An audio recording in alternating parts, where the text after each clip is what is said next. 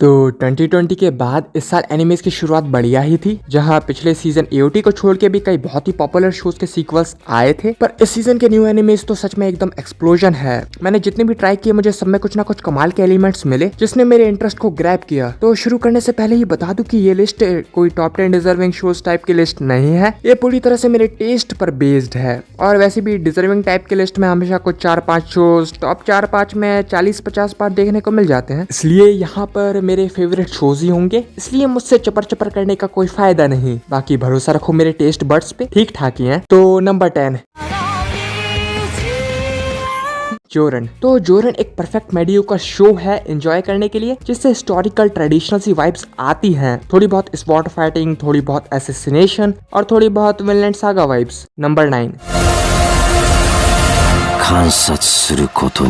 To your eternity. Well तो silent voice के creator द्वारा ही रचित एक और कहानी, और अपने पहले ही एपिसोड से इस एनिमे ने मुझे साइलेंट वॉइस की याद दिला दी। मतलब हर राइटर कोई ना कोई मैसेज लोगों को देने के लिए अपने पास रखता है, और उनके अलग अलग वर्क्स में कुछ ना कुछ सिमिलैरिटीज तो रिफ्लेक्ट होती ही हैं। वही सेम मैसेज की इंसान एक सोशल एनिमल है जो उन्होंने साइलेंट वॉइस में दिया था। वही चीज टू योर एटर्निटी के फर्स्ट एपिसोड में भी मुझे दिखी। इसके नाम से मेरे दिमाग में तो यही इमेज बनती है कि क्रिएटर अपनी इस क्रिएशन के जरिए लाइफ के अलग अलग फॉर्म्स और लाइफ की इस जर्नी को एक्सप्लोर करना चाहती हैं। हाँ, मैं शायद गलत भी हो सकता हूँ। Number 8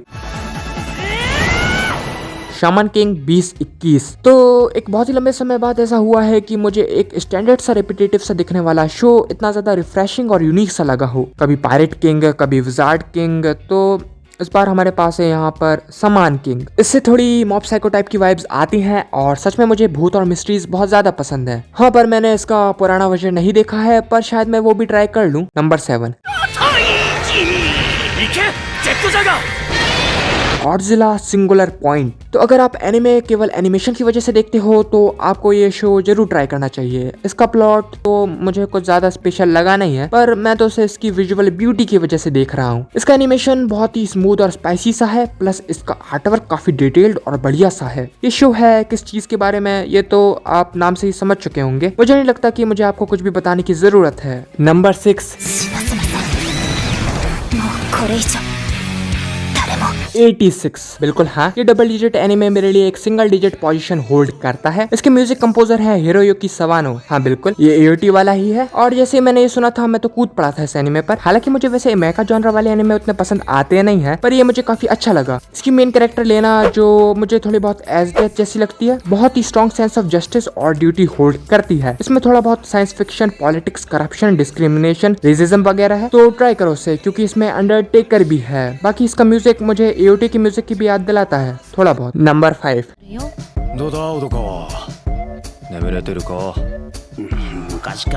odd taxi. तो मुझे मिस्ट्री एनिमे काफी ज्यादा अच्छे लगते हैं, और जब मैं विजुअल्स की बात करता हूँ तो इस सीजन ये एनिमे भी काफी ऊपर आता है। सच कहूँ तो मुझे भी नहीं पता कि मैंने ये शो आखिर देख कैसे लिया। इसका नाम वगैरह पढ़ के तो मुझे ये एक बहुत ही एवरेज शो लग रहा था। इसमें सारे कैरेक्टर्स जानवर होते हैं जो बोल सकते हैं, पर फर्स्ट एपिसोड में मुझे जो चीज सबसे ज्यादा इंटरेस्टिंग लगी थी वो ये थी कि इसमें एक टैक्सी का पैसेंजर सोशल मीडिया पर वायरल होने की कोशिश कर रहा था, जो याद दिलाता है कि कैसे कुछ इंसान अटेंशन के भूखे होते हैं, तो कुछ इसे जितना हो सके अवॉइड करने की कोशिश करते हैं। बाकी मुझे तो काफी उम्मीद है इस शो से, आगे तो देखा जाएगा जो भी होगा। Number 4 Mars red. तो जैसा कि मैंने कहा था कि मुझे भूत प्रेत प्रेत पिशाच वगैरह देखना पसंद है, ये एनिमे भी कुछ वैसा ही है। इसमें है रेड वाइन ड्रिंकिंग वैम्पायर्स, और ये थोड़ा डार्क मिस्टीरियस सी वाइब्स भी देता है। मैं से बहुत कुछ एक्सपेक्ट कर रहा हूँ, जैसी थोड़ी बहुत मिस्ट्रीज और कुछ बढ़िया मोमेंट्स वगैरह। नंबर 3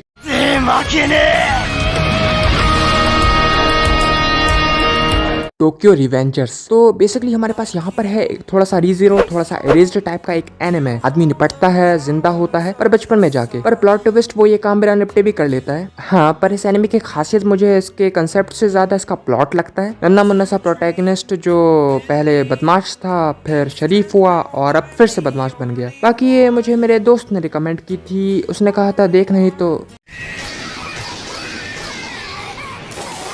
नहीं ऐसा नहीं है। बाकी इस एनिमे की वॉइस एक्टिंग वगैरह बहुत ही सूदिंग और रिलैक्सिंग सी है। इसमें बढ़िया कैरेक्टर्स हैं, एक डिटेक्टिव है, एक मिशन है अपने एक स्पेशल पर्सन को बचाने का। अब ये सब है तो और क्या चाहिए। Number 2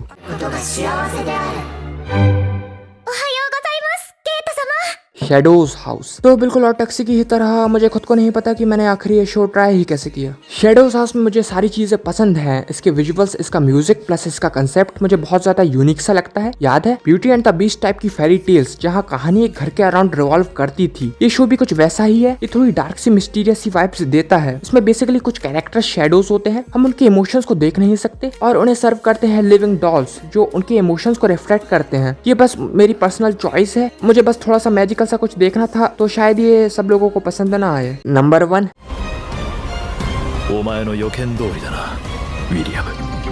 Moriarty the patriot. तो ये एनिमे है मोरियार्टी के ऊपर और ये एनिमे मेरे ऑल टाइम फेवरेट्स में से भी एक है। प्लस मोरियार्टी का कैरेक्टर एक्सप्लोरेशन भी एनिमे के अंदर बहुत बढ़िया हुआ है। आइजन जैसा डिजाइन, योहान जैसी वाइब्स और शेरलॉक जैसा इंटेलेक्ट, और यहाँ तक कि इंटेलेक्ट के मामले में तो मोरियार्टी ने शेरलॉक को भी बीट कर रखा है। मतलब जिस बंदे ने वर्ल्ड के स्मार्टेस्ट फिक्शनल डिटेक्टिव को भी आउट स्मार्ट कर रखा हो, वो बंदा खुद कितना स्मार्ट होगा। मोरियार्टी और शेरलॉक की राइवलरी येलो लाइट की राइवलरी जैसी है और यहाँ तक कि एल शेरलॉक से ही इंस्पायर्ड था। मोरियार्टी वर्ल्ड को चेंज करने के लिए क्रिमिनल्स का सफाया करते हैं, पर उनकी आइडियोलॉजी लाइट जैसी नहीं है पर लिलुश जैसी है, क्योंकि इन्होंने किसी बेगनों को नहीं मारा है, कम से कम एनिमे के अंदर। और प्लस बिल्कुल लिलुश की तरह वो वर्ल्ड को चेंज करने के लिए, अपने हाथ गंदे करने के लिए तैयार हैं, पर अपने अंत के बारे में अच्छे से जानते हैं और उसे एक्सेप्ट भी कर चुके हैं। इस एनिमे के कई मोमेंट्स कम से कम मेरे लिए तो बहुत ही एक्साइटिंग थे। Catch me if you can, Mr. Holmes.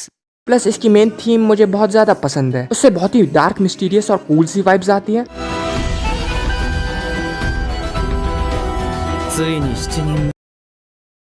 तो अब मुझे लगता है कि मुझे रुकना चाहिए और आपको इस सीजन 9 ग्रेट शोज का आनंद उठाना चाहिए। शुक्रिया अपना समय हम पे बर्बाद करने के लिए।